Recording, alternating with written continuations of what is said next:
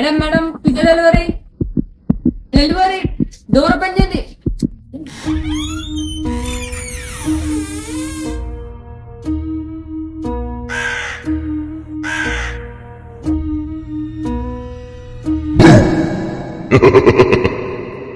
ma'am pizza ma'am pizza ma'am pizza